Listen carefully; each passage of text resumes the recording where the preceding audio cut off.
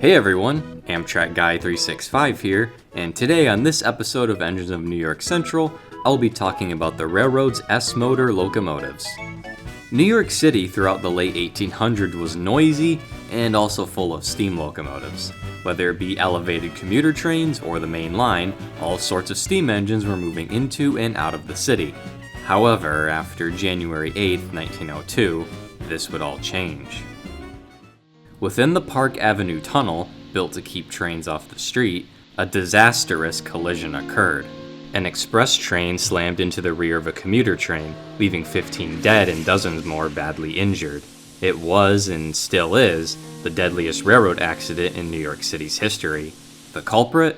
The already dark tunnel was clouded with smoke, leading the express train crew to miss the stop signals. This left the public outraged, and the city banned steam locomotives within the city limits, effective in July 1908. With news of this, the New York Central Railroad decided to embark on a rather ambitious project. This involved the construction of Grand Central Terminal and electrifying lines leading into New York City, such as the new terminal's underground tracks. The American Locomotive Company and General Electric would be tasked with designing an electric locomotive to shuttle trains into and out of the city, based on their previous successful effort with the Baltimore Beltline. Introducing Class L number 6000, built with a steeple cab design. It was rated for a top speed of 60 miles per hour while hauling 9 passenger cars, while producing up to 2,200 horsepower using 660-volt DC third rail power. It weighed in at 228,000 pounds. It came in at a length of 39 feet, a width of 10 feet, and a height of 14 feet 6 inches.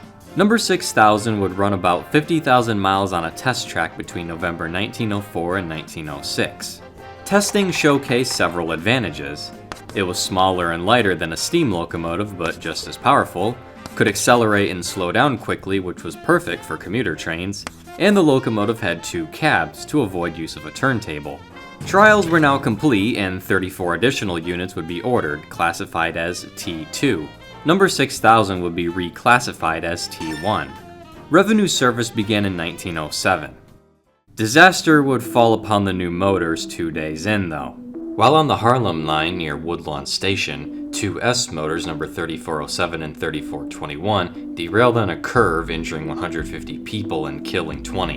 An investigation revealed the rigid wheelbase running at higher speeds was to blame. An additional wheel would be added to the leading and trailing trucks to allow for better turning, but a speed restriction was still imposed on the units. They'd be reclassified from T to S as their wheelbase was modified going forward. In 1908, the Harlem Line's electrification extended to North White Plains, New York, so a final batch of 13 units would be ordered, classified as S3. Each type of S motor had length and weight differences, the S3s being the longest and heaviest overall. However, for a railroad that was all about faster speeds in an era of increasing passenger numbers, the S motors weren't exactly perfect for the job, especially after the speed restrictions. They were a bit underpowered with increasing train sizes. Starting in 1913, the much bigger, faster, and more powerful T motor was put to the rails. These units pushed the S motors down to shorter commuter trains and switching duties, and this is pretty much where they stayed for the remainder of their life. One weird story during their career was when a maintenance crew was working near Grand Central Station. The crew left their tools near the track, only for the magnetism of the S motor leading the train to pick up the tools and carry them into the station. After the locomotive's power was turned off, the tools detached from the unit and fell to the ground.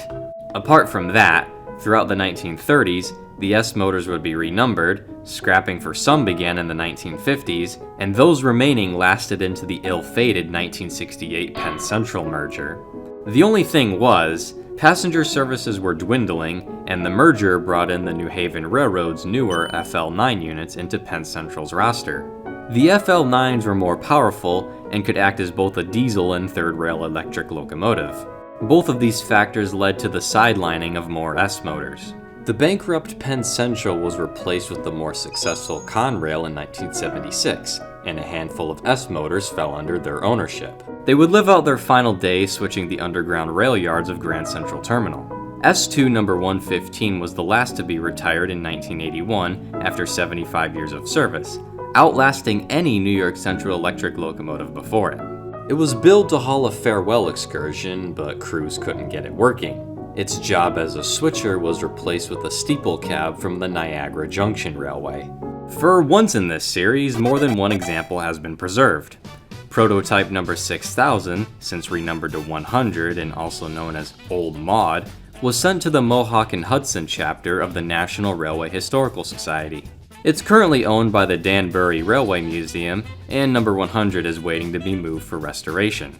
S2 number 113 is on display at the National Museum of Transportation, and 111, renumbered to 4715, is located at the Illinois Railway Museum. The New York Central's S-motors were a step in the right direction for railroad electrification. They left behind a legacy of being the first mass-produced electric locomotive in the world, and were famously sold as O-gauge and standard gauge tinplate models by Lionel.